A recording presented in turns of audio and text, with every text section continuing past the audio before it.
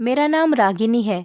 मेरे 4 भाई थे और मैं घर में सबसे छोटी थी, इसीलिए घर में सबकी लाडली थी। मेरे बड़े भाई की शादी 8 साल पहले गांव के जमींदार की बेटी से हुई थी। मेरी भाभी बहुत अच्छी थी, लगता ही नहीं था कि वो दूसरे घर से आई हैं। दिन हंसी खुशी गुजर रहे थे। फिर एक दिन कुछ ऐसा हुआ कि हमारे ऊपर आसमान टूट पड़ा। मेरे बड़े भाई जो कि शहर में काम करते थे, घर आते वक्त रोड एक्सीडेंट में उनकी मौत हो गई थी और भाभी शादी के 1 साल बाद ही विधवा हो गई थी। और तब से आज तक हमारे घर में खुशियों ने आना ही छोड़ दिया था।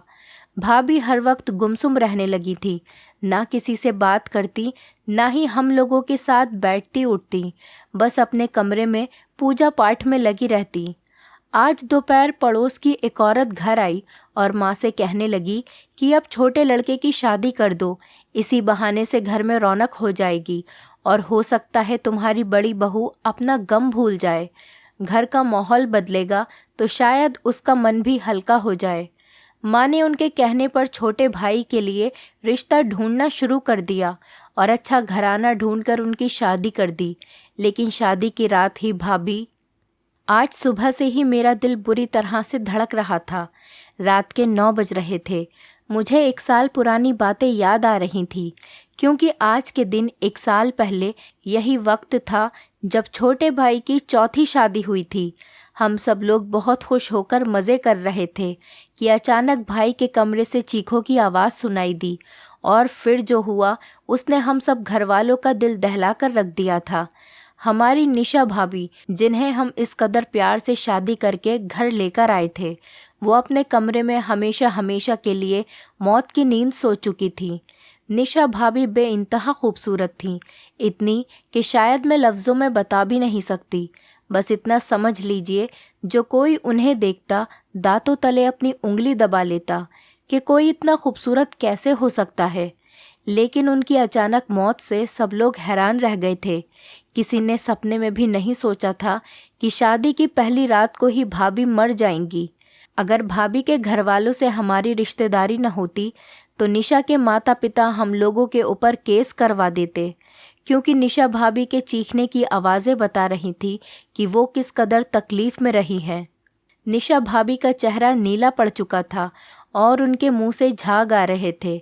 ऐसा लग रहा था जैसे उन्हें जानबूझकर मौत के घाट उतारा गया हो। लेकिन भाई पर कोई ऐसा इल्ज़ाम लगाने का सोच भी नहीं सकता था। वो ना तो सिर्फ नर्म दिल इंसान थे, बल्कि बहुत शरीफ इंसान थे। कुछ वक्त भाभी का शोक मनाने के बाद एक बार फिर हमने भाई के लिए लड़की देखना शुरू कर दिया। इस बार जिस घराने में हमें लड़की मिली थी, वो लोग बहुत गरीब हैं, लेकिन इनका ख़ानदान बहुत ही अच्छा था। मेरी भाभी दीक्षा को जो कोई भी देखता वो उन्हें देखता ही रह जाता। भाभी बहुत हसीन थी। भाई की शादी वाले दिन मेरा दिल ज़ोर ज़ोर से धड़क रहा था। ना जाने क्यों मुझे लग रहा था कि आज रात दीक्षा भाभी इस ज़िंदगी से नाता तोड़कर हम सब से बहुत दूर चली जाएंगी। आखिर निशा भाभी के साथ भी तो ऐसा ही हुआ था। तब मैंने दिल ही दिल में सोचा कि अब मैं ऐसा नहीं होने दूंगी, क्योंकि हमारी पिछली तीनों भाभियों की मौत एक ही तरीके से हुई थी और इसके पीछे ज़रूर कोई ना कोई राज था। और अभी तक हमें इस बात का पता नहीं चल पाया था कि इसके पीछे की वजह क्या है। लेकिन एक जैसी मौत होने की वजह तो साफ जाहिर है कि इसके पीछे किसी न किसी का हाथ है। ये तो लोगों की शराफत थी कि उन्होंने हम पर गलत इल्ज़ाम नहीं लगाए, वरना ऐसे घर में रिश्ता कौन देता है। दीक्षा को हम अपने ख़ानदान से ही ढूंढ कर लाए थे। दीक्षा के माँ बाप गरीब थे, लेकिन दीक्षा के लिए बहुत अच्छे अच्छे घरों के रिश्ते थे, पर इसके बावजूद भी उन्होंने अपनी बेटी का रिश्ता हमें दे दिया। हम उनके बहुत शुक्रगुजार थे। मगर शादी के दिन मैंने अपने दिल में सोच लिया कि दीक्षा भाभी के साथ वो सब नहीं होने दूंगी जो मेरी पहली भाभीयों के साथ हुआ था। जैसे ही भाभी विदा होकर घर आई, मैं उनके साथ ही रही, 1 मिनट को भी नहीं हटी। मैंने दीक्षा के साथ बातचीत शुरू कर दी। रात को जब हम दुल्हन को उसके कमरे में लेकर गए तो मैं उसके पास ही बैठी रही। वो बहुत डरी सहमी मासूम सी लड़की थी। मैं उससे बातें करती तो वो जवाब दे देती, लेकिन उसने खुद से कोई भी बात नहीं की थी। तब मैंने कहा, आज रात मैं आपके पास ही रह जाती हूँ, क्योंकि हमारी पिछली भाभीियों के साथ जो हो चुका था, तुम्हारे साथ मैं वैसा नहीं होने दूंगी। ये सुनते ही उसके चेहरे का रंग उड़ गया और डरी हुई निगाहों से उसने मेरी तरफ देखा और घबराई हुई आवाज़ में पूछा कि क्या हुआ था आपकी पिछली भाभीियों के साथ। मैंने कहा, कुछ भी नहीं, अभी तुम्हें पता चल जाएगा, लेकिन फ़िलहाल इस बारे में बात करना अच्छी बात नहीं है। मैंने उसे समझाया। वो किसी बच्चे की तरह हाथ बांधे बैठी रही। उसने तो इस बात पर कोई एतराज़ ही नहीं किया कि मैं रात को उसके कमरे में ठहर जाऊंगी। थोड़ी देर बाद जब भाई आए तो माँ ने मुझे कमरे से बाहर जाने को कहा। बोली, पति पत्नी के मामले में दखलंदाजी करना अच्छी बात नहीं, तुम जाकर अपने कमरे में सो जाओ। मगर मुझे चैन कहाँ था। मैं माँ और भाई दोनों से लड़ पड़ी। माँ, आप नहीं जानती क्या पिछली भाभीियों के साथ क्या हुआ है? इन्हें भी अकेला छोड़ देंगे तो वही सब होगा। मैं आज देखना चाहती हूँ कि आखिर इस कमरे में ऐसा क्या है। हो सकता है कि हमारे जागने से और मेरे इस कमरे में रुकने से क्या पता ये घटना टल जाए। लेकिन माँ कहने लगी कि अब ऐसा कुछ नहीं होगा। तो मैंने माँ से कहा, माँ, आपने तो पहले भी ऐसा ही कहा था, इसकी क्या गारंटी है कि कुछ नहीं होगा। मेरी जिद पर माँ सोच में पड़ गई। सच बात तो ये थी कि भाई भी डर रहे थे। फिर भाई खुद ही कहने लगे कि अच्छा तुम ऐसा करो, तुम भी इसी कमरे में सो जाओ, मैं सोफे पर लेट जाता हूँ। हो सकता है कि रात को कुछ ऐसा हो कि हम दोनों को तुम्हारी ज़रूरत पड़े। मुझे खुद ये बात समझ नहीं आती। मैं चाहता हूँ कि तुम यहीं रुको। भाई की बात सुनकर मैंने भगवान का शुक्र अदा किया। आज भाभी की जान बचाने में मैं कामयाब हो जाऊंगी। थोड़ी देर के बाद मैंने कमरे की लाइट बंद कर दी और कमरे में एक हल्का सा लैंप जला दिया। दीक्षा मुझसे बातें करते करते सो गई। मैं उसे देखते देखते न जाने कब नींद की वादियों में खो गई। तब अचानक मेरी नज़र सामने वाले कमरे पर पड़ी, जहां मुझे एक साया नज़र आया। मैं हड़बड़ाकर उठ बैठी। हे भगवान, न जाने क्या होने वाला है। कहीं कोई भाभी का दुश्मन तो नहीं जो उनकी जान लेने आ रहा है। मैंने दिल ही दिल में सोचा कि आगे खड़ा ये शख्स जिसका साया पड़ रहा था, वो भी काले रंग के लिबास में था और उसका कद काफ़ी ऊंचा लग रहा था। ये देखकर मेरा वजूद कांपने लगा। इससे पहले कि वो शख्स हमारे कमरे तक आता, मैंने चीखें मार दी और भाई को जगा दिया। भाई उठो, वो भाभी को मारना चाहता है। मैं पागलों की तरह चीख चीख कर कह रही थी। भाई भी एकदम से उठकर खड़े हो गए। कहा कि वो कौन है, तुम किसकी बात कर रही हो? तो मैंने भाई से कहा कि भाई, वो सामने वाले कमरे के दरवाजे पर खड़ा था और इधर की तरफ ही आ रहा था। हमारे पास ऐसी कोई चीज़ नहीं थी जिससे हम अपना बचाव कर सकते। इसी अफरा तफरी में दीक्षा भी उठ गई। वो भी अपने बेड पर डरी सहमी बैठी थी। भाई कुछ समझ नहीं पा रहे थे कि इस हाल में क्या करा जाए। अब सिवाय उस कातिल का इंतज़ार करने के हमारे पास कोई और रास्ता नहीं बचा था। तब भाई ने अक्लमंदी ये दिखाई कि बड़े भाई को फ़ोन करके जगा दिया। कहा कि कमरे में कोई आ रहा है, हो सकता है कि वो कोई चोर हो, इसीलिए तुम बाहर जाकर देखो। अगर कोई ख़तरे की बात न हो तो हम बाहर आएंगे। घर के और लोग और बाकी के रिश्तेदार डरते डरते आए। फिर सब ने घर में रोशनी करके हर तरफ देखा, मगर वहाँ पर कोई भी नहीं था। सबके सामने मुझे शर्मिंदा होना पड़ा। मैंने तो अपनी आंखों से उस शख्स को कमरे की तरफ आते हुए देखा था, मगर किसी को ना पाकर अब सारे ही मुझे शक की नज़रों से देख रहे थे, जबकि मैं अच्छी तरह से जानती थी कि ये मेरा वहम नहीं है, बल्कि ऐसा मैंने खुद अपनी आंखों से देखा था। खैर, सब अपने अपने कमरों में चले गए। अब हमें क्या नींद आनी थी। रात के 3 बजे का वक्त था। मैं मंदिर में जाकर पूजा पाठ करने लगी। दीक्षा भी बहुत हैरान परेशान थी। इस सारे हंगामे में उसे नींद कैसे आ सकती थी। उसने भी अपने कपड़े बदल लिए और सादे कपड़े पहनकर मेरे साथ मंदिर में बैठकर पूजा पाठ करने लगी। इसके बाद मैं अपनी माँ के कमरे में चली गई और उनको सारी बात बता दी। मेरी बात पर वो हमेशा यकीन करती थी, चाहे कोई मेरी बात माने या ना माने। लेकिन मेरी माँ मेरी हर बात मान लेती थी। बोली, बेटी, अगर तुमने इस साए को देखा है तो ज़रूरी नहीं कि वो इंसान ही हो, वो कोई शैतान भी तो हो सकता है, कोई दूसरी शक्ति भी तो हो सकती है। माँ की बात सुनकर मैं भी सोच में पड़ गई। बात तो माँ की बिल्कुल ठीक ही थी, क्योंकि कई दफ़ा ऐसा भी होता है कि शैतान इंसान की शादियां रुकवाने के लिए तरह तरह की तरकीबें करते हैं। हो सकता है कि भाई पर कोई शैतान आशिक हो। मैंने दिल में सोचा और इसी वजह से भाई की तीनों बीवियां मौत के घाट उतारी जा चुकी थी। अब सारी बात मेरी समझ में आ गई थी। माँ ने भी मेरी बात को समझने की कोशिश की और कहने लगी कि तुम्हारे भाई पर किसी चीज़ का साया हो सकता है। हमें सबसे पहले इस बात का हल निकालना पड़ेगा। तब माँ ने अपनी एक सहेली से बात की, क्योंकि वो काफ़ी सारे बाबाओं और तांत्रिकों को जानती थीं। अगले दिन माँ और मैं उनकी सहेली के घर चले गए और वो हमें वहाँ से एक बाबा के दरबार में ले गईं। थोड़ी देर तक हम बाहर बैठे रहे। फिर कुछ देर बाद उन्होंने हमें अंदर बुला लिया। बाबा ने जैसे ही हमें देखा, देखते ही कहने लगे कि तेरे घर पर काली डायन का साया है। माँ और मैं ये सुनकर हैरान हो गई थी। फिर बाबा ने हमें जो कुछ भी बताया वो सब सच था। भाई के साथ बिल्कुल वैसा ही हुआ था। बाबा की बात सुनने के बाद माँ बाबा के पैर पड़ने लगी। वो कहने लगी, बाबा जी, मुझे इसका कोई उपाय बताइए। मेरे बेटे की ज़िंदगी बचा लीजिए, वो बहुत बड़ी मुसीबत में घिरा हुआ है। माँ की बातें सुनकर बाबा जी कहने लगे, मैं तुम्हें जाप करने के लिए मंत्र बता रहा हूँ। और कहने लगे कि ये कोई मामूली मंत्र नहीं है। इसको लगातार 1 हफ्ते तक पूरी पूरी रात जागकर इसका जाप करना होगा, तभी तुम्हारा बेटा उसके साए से बच पाएगा। और अगर 1 दिन की भी नागा हो गई तो फिर मंत्र जाप दोबारा से शुरू करना होगा। इसके बाद हम लोग अपने घर आ गए और घर आकर माँ सबको बाबा की कही हुई बातें बताने लगी। माँ ने अपने आप को दिमागी तौर पर रात को जाप करने के लिए तैयार कर लिया था कि वो आज रात से ही मंत्र जाप शुरू करेंगी। मगर मैं माँ से कहने लगी कि माँ, आप रात भर कैसे जागेंगी? आपका तो ब्लड प्रेशर किसी भी वक्त बढ़ जाता है। आपको तो बहुत ध्यान रखने की ज़रूरत है और आपके लिए रात की नींद पूरी करना बहुत ज़रूरी है। ये सुनकर सबकी नज़रें बड़ी भाभी पर जम गईं। बड़ी भाभी को विधवा हुए तकरीबन 7 साल बीत चुके थे।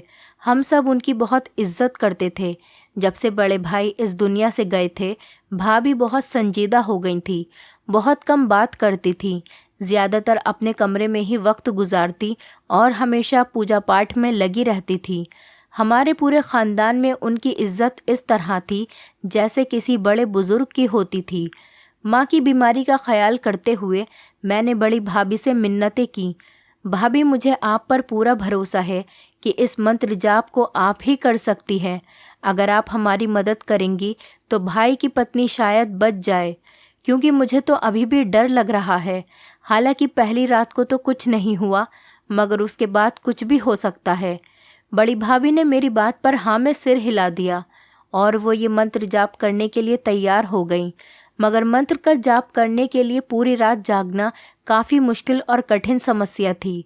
फिर भाभी पर घर के कामकाज का बोझ कम कर दिया गया ताकि वो रात को बैठकर आराम से मंत्रों का जाप कर सके।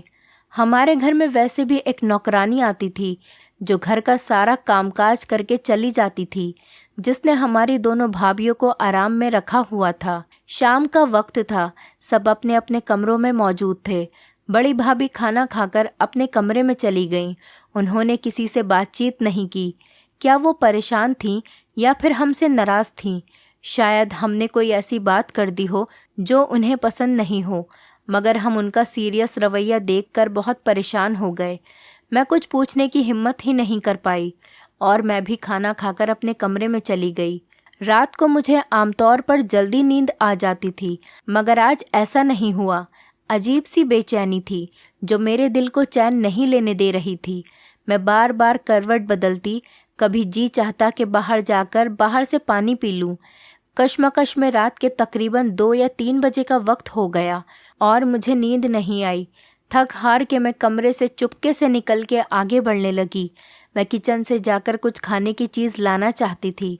मुझे लग रहा था कि मैं आगे बढ़ती जा रही हूँ और अगर कुछ हुआ तो मैं कहीं फंस न जाऊँ।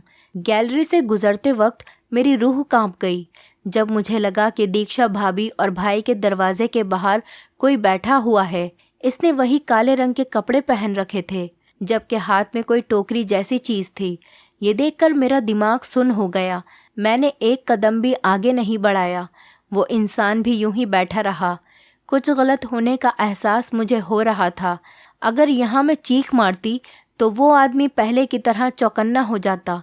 मैंने अपने दिल में सोच लिया कि मुझे अब क्या करना है। मैं वहीं से पलटी और बड़ी भाभी के कमरे की तरफ जाने लगी। मुझे जानकर बड़ी हैरत हुई कि कमरा तो पहले से ही खुला हुआ था।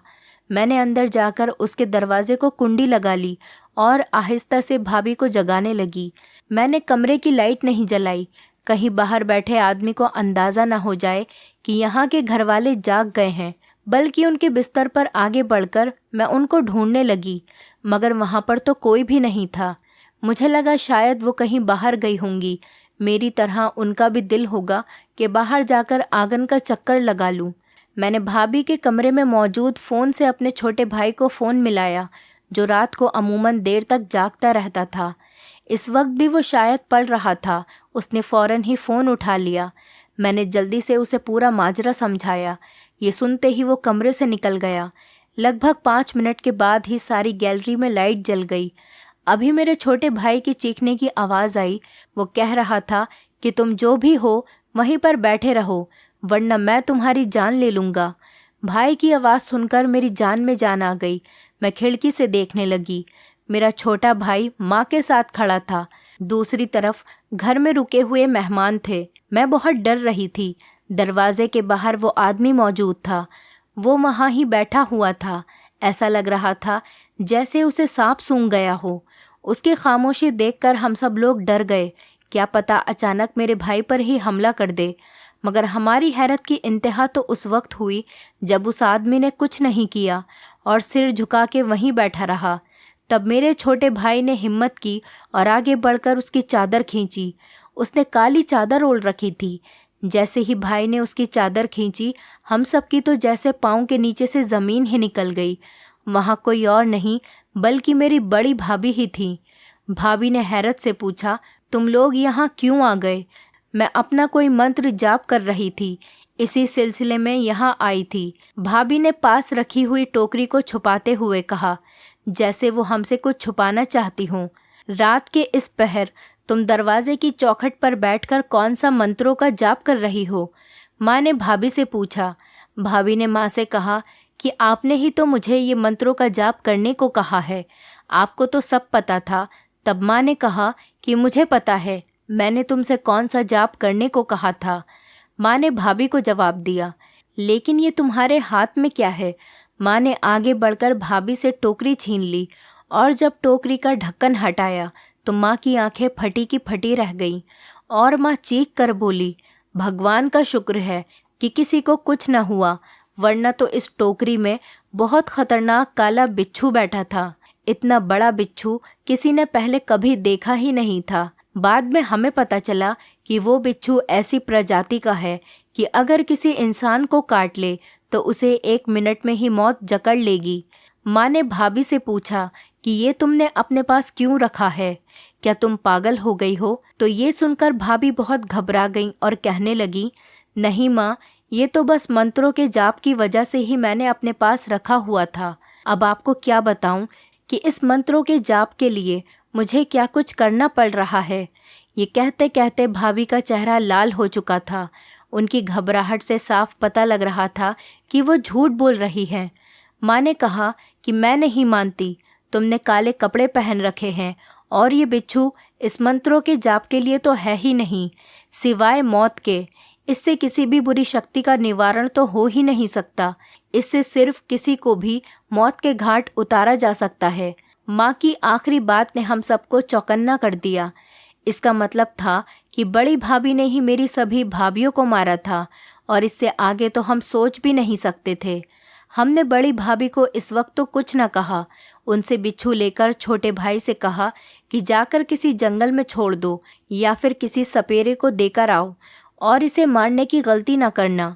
कहीं ऐसा न हो कि मरने से पहले ये तुम्हें डस ले, जिससे कि तुम्हें कुछ हो जाए। भाई वो टोकरी लेकर सीधा घर से बाहर चला गया और हम सब लोग अपने अपने कमरों में जा कर के लेट गए। अगले दिन जब सब लोग उठे तब तक सबको ये पता हो चुका था कि बड़ी भाभी की नीयत ठीक नहीं थी। इसीलिए 1 हफ्ते बाद माँ ने अपनी तहकीकात जारी रखी। मेरी एक डॉक्टर कज़िन को बुलवाया, उससे उस बिच्छू का जिक्र किया और उसे सारी बात बताई और उससे पूछा गया तो वो कहने लगी कि आपकी तीनों बहुओं की मौत किसी बिच्छू के काटने से ही हुई थी। इस बात ने हम सबको हैरान कर दिया। भाभी की इज्जत और मोहब्बत हमारे दिलों से निकल चुकी थी। हम सोच भी नहीं सकते थे कि वो औरत इस दर्जे का घटिया काम कर सकती है और हमारे छोटे भाई को हासिल करने के लिए किस हद तक गिर सकती है।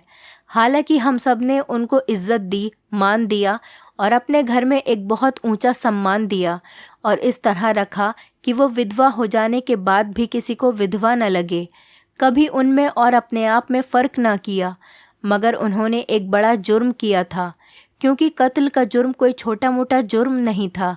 इसकी सज़ा तो माफ़ी के काबिल हरगिज़ न थी, मगर विधवा होने की वजह से हम उन पर ये इल्ज़ाम लगाकर उन्हें थाने कचहरी के चक्कर लगवाना नहीं चाहते थे। माँ कहती, इस औरत को भगवान इसके किए की सज़ा खुद देगा।